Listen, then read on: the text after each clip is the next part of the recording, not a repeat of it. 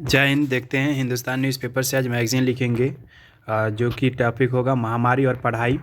तो इसे हम डिक्टेशन लिखेंगे 90 शब्द पर मिनट की गति से। तो आप लोग रेडी रहेंगे। चलिए यहाँ पे लिखेंगे। इससे पहले भी बहुत सारे मैगज़ीन का अपलोड कर दिया गया है, हिंदुस्तान न्यूज़पेपर या दैनिक जागरण। प्लेलिस्ट में आप लोग को वीडियो मिलेगा, वहाँ से देख सकते हैं। इसका PDF टेलीग्राम में डाल दिया जाता है, जो डिस्क्रिप्शन बॉक्स में लिंक दिया गया है, वहाँ से PDF को डाउनलोड कर सकते हैं। चलिए यहाँ पे लिखेंगे रेडी स्टार्ट।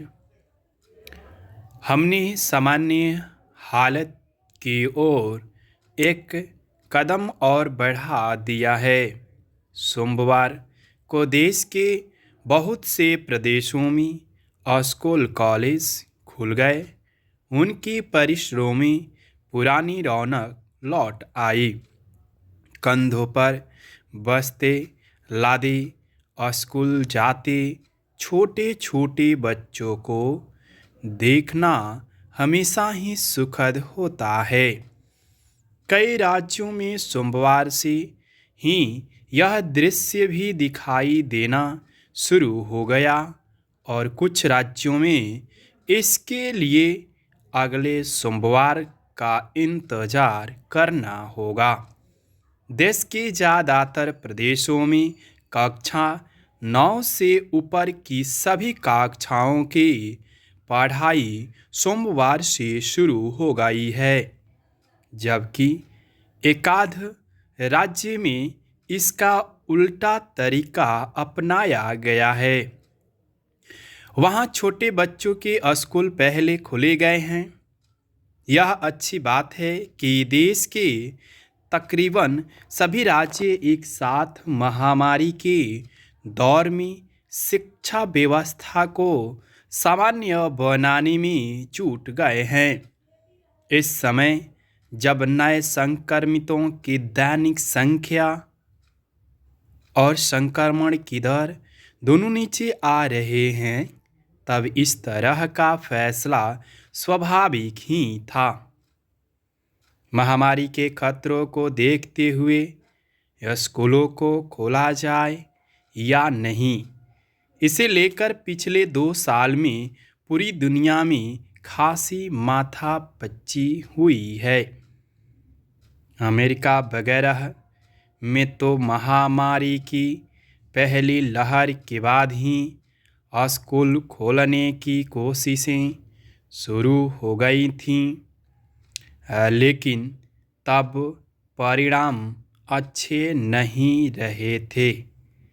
तभी यह खतरा भी समझ में आया था कि कोरोना वायरस भले बच्चों को शिकार नहीं बनाता, लेकिन कुछ बच्चे अगर इस वायरस को लेकर घर पहुंचते हैं तो वयस्कों और बुजुर्गों को इसे खतरा हो सकता है। इस 2 साल में पूरी दुनिया ने स्कूलों के गेट बंद कर ऑनलाइन शिक्षा की संभावनाएं और सीमाएं भी समझ ली हैं। यह भी समझ में आ गया है कि इस माध्यम से बच्चों को शिक्षित तो किया जा सकता है, लेकिन उनका पूरा मानसिक विकास नहीं हो सकता। ऑनलाइन शिक्षा संगी साथियों का विकल्प नहीं दे सकती। स्कूलों में जब बच्चे एक दूसरे से मिलते हैं तो वे सामाजिक संबंधों का ककहरा भी सीखते हैं। इस समय जब बड़ी संख्या में लोगों का वैक्सीनेशन हो चुका है और देश की सभी गतिविधियां सामान्य रूप से चलाई जाने लगी है, बाजार खुल गए हैं और यहाँ तक कि चुनाव भी हो रहे हैं, तब यह अच्छी तरह समझ में आ चुका है कि पूर्णबंदी से नुकसान भले हो जाए, कोई बहुत बड़ा फायदा नहीं मिलता। ऐसे में सिर्फ शिक्षण संस्थानों को बंद रखने का कोई अर्थ नहीं रह गया है। पिछले कुछ समय में जिस भी गतिविधि को सामान्य किया गया है, सभी में यह आग्रह रहा है कि पूरी सावधानी बरती जाए। मास्क, सोशल डिस्टेंसिंग और सैनिटाइजेशन को हर जगह अपनाया जाए। लेकिन सच यह है कि ज़्यादातर जगहों पर लोग इसका पालन नहीं कर रहे हैं।